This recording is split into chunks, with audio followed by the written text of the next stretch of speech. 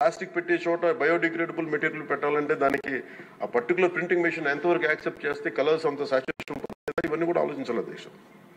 నా ఉద్దేశం ఏంటంటే ఒక ప్లాస్టిక్ చిన్నపాటి ఫ్లెక్సీకే మనం ఇంత ఆలోచిస్తున్నప్పుడు can you imagine the magnanimity to apply the real true pollution norms to every industry. ప్రపంచం మొత్తం మీద ఇది ఒక భారతదేశం లేదు, ప్రపంచం మొత్తం మీద I'm very deep committed environmentalist అధ్యక్షుడు. నేను రియల్ లైఫ్లో వాడటానికి మనం ఆలోచిస్తాను.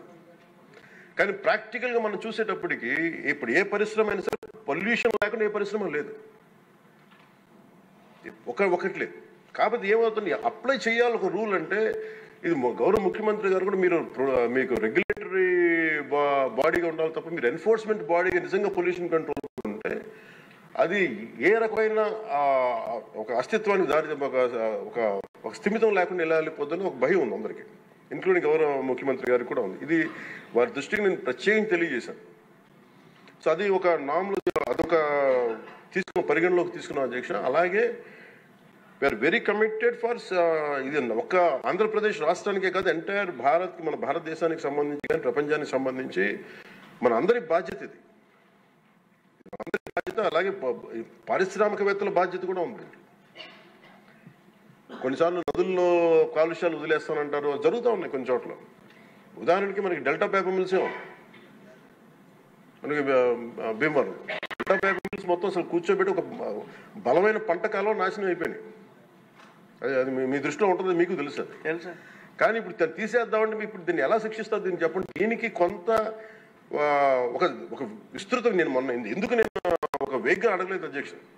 నేను ఎందుకు ఒక రోజు ప్రత్యేకించి దీని మీద మీరు చర్చ పెట్టాలి ఎందుకన్నానంటే ఇలాంటివన్నీ గౌరవ సభ్యులు లేవనెత్తింది ఒక దాన్ని ఖచ్చితంగా పరిశీలించాల్సిన అంశం. కానీ మీరు intention should be Nobel and pure. మీరు ఇంటెన్షన్ డోంట్ టార్గెట్ ఓన్లీ ఈ అయోధ్య రామ్కి ఏముందంటే ఒక పరిశ్రమ చేస్తే మళ్ళీ గత ప్రభుత్వంలో అయిపోతాం. ముఖ్యమంత్రి గారి ఇంటెన్షన్ కూడా అది కాదు. ఇప్పుడు ఈ వేరే పార్టీల నుంచి రూలింగ్ పార్టీలు వీళ్ళందరినీ తీసుకున్నప్పుడు కంటిన్యూస్ వాళ్ళ సైడ్ తీసుకున్నారో మనకు తెలియదు, కానీ వాళ్ళు గతంలో పనిచేశారు కదా ఆ ఇంటెన్షన్తో చేస్తే మటుకు అది ఈ ప్రభుత్వానికి అది రైట్ కాదు.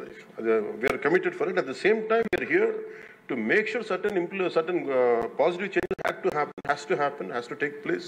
But how do we take it forward? ఇది ఒక విస్తృత స్థాయి చర్చ జరిగితే తప్ప గౌరవ ముఖ్యమంత్రి గారు కూడా దీని మీద నిర్ణయం తీసుకోవాలంటే గౌరవ సభ్యులందరూ కూడా దీంట్లో పాల్గొని ఈ నిర్ణయం తీసుకుంటే ఈ పాలసీ చేంజ్ చేస్తే ఇంప్లిమెంట్ చేస్తే ఒక పాలసీని ఇంప్లిమెంట్ చేయాలో ఏమేమి ఉంటాయి కళ్ళ ముందు.